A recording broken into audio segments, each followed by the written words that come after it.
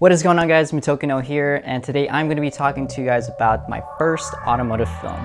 Check it out.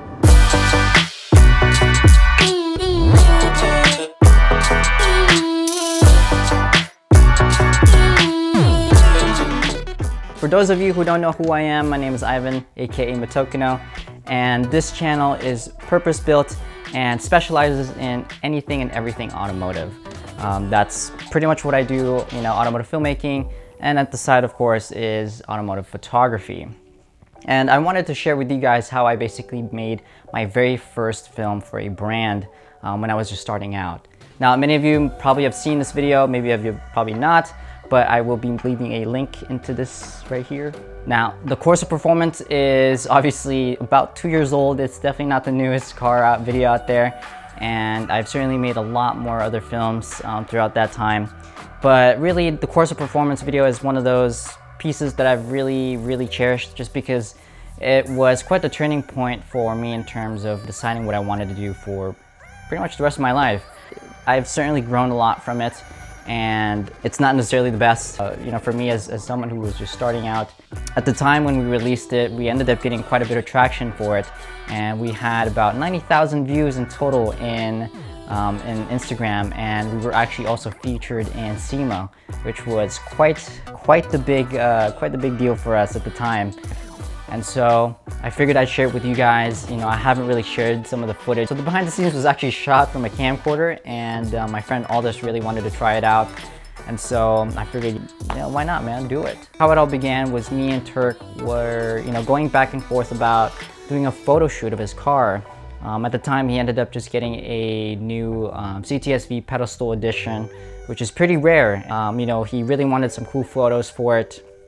And, we've been trying to set up a shoot for about a year at that point. I figured, you know what, man, why not do a video instead? Since I started film school, I figured it'd be a good change of pace for me, creative-wise, and to kind of see how I do in that particular arena. It has its own new sets of challenges, and it's a different ball game for sure. So I told him, you know what, why don't we make a promo for your car? You have a new car, you're also a brand ambassador for Corsa, it'll be really cool. He said, you know what, sure, why not, let's do it. So, to make it very clear, we were basically doing guerrilla filmmaking.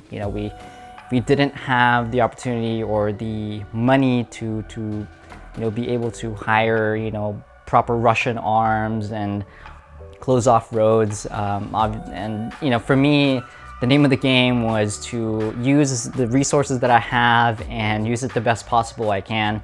And so really I started scouting and just driving around the area that I live in and try to find areas where there's not a lot of cars, not a lot of traffic, and also not a lot of cops. So really when it came down to it, we ended up shooting around the canyons and some industrial areas around my place where there's not a lot of cars and people.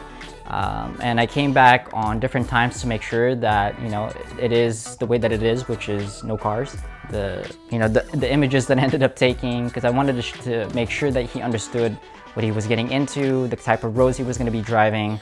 And when it comes to automotive filmmaking, and when you're doing everything on a budget or with no budget, it's very important to really communicate. Another thing, of course, is that I can't do it by myself. I had to ask my friends' help. So I asked some of the closest friends that I have and people that I trust that I know that can help me pull this off. So I had my friend Ryan, Aldus and Dylan to help me out with this particular shoot.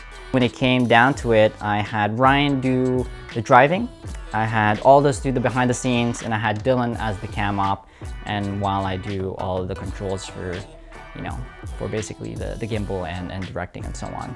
At that point, I made a shot list and a storyboard, organized everything, and again, this is all very new to me. So at that point, really, it's like trying to figure out the language. Do I need a medium shot or a long shot? Do I need a close-up? Stuff like that. There are a lot of differences when it comes to photography and filmmaking. There are certain aspects where they are the same, but like I said, there's a lot more things to prepare for. Another thing that I needed to get, after getting all the crew, the shot list, is obviously make sure that my gear is prepped and good for what I'm doing. So at the time I had the Sony A7R II, and if you guys haven't checked that out, make sure to click here. And I had my Ronin S, and that's what I just used for the majority of the shoot. I also ended up using a GoPro Hero 7, and that's it, and a suction cup. Pretty simple, nothing crazy, you know, no ARRI or no reds, but yeah, I just basically used what I can and what I had at the time, and we went from there. So the next thing was I ended up getting my dad's truck. I ended up borrowing it from him, and we basically shot from the back of the truck, at the truck bed. I made sure that obviously we had ropes to hold on to when we needed it, and of course it's not the safest, but like I said, you know, we just had to do what we had to do. Again, this is crazy ultimate, you know, guerrilla filmmaking. But yeah, another thing that we needed to have was to have a walkie-talkie. Walkies are very important in terms of communicating between each other. I made sure everybody had their own, you know, especially the drivers. Again, you know, it's like when you're trying to ask them to maneuver a certain way, it's really, really important for each other to, you know, for them to understand what's going on. We were all communicating in the radios, telling them, hey, listen, you know, make a left or make a right, go wide or go closer, stuff like that.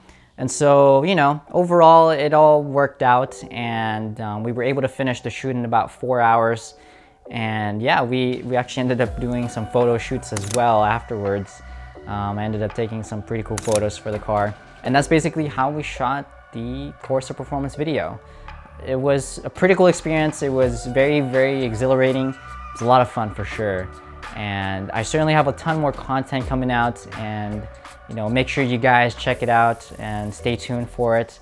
I'm going to be doing more behind the scenes and more car films, and make sure you guys comment, like, and subscribe. I really appreciate the time you guys have given me, and you know, for watching this video. And yeah, make sure you guys follow me on Instagram as well at Mitokino, and I'll see you guys in the next one.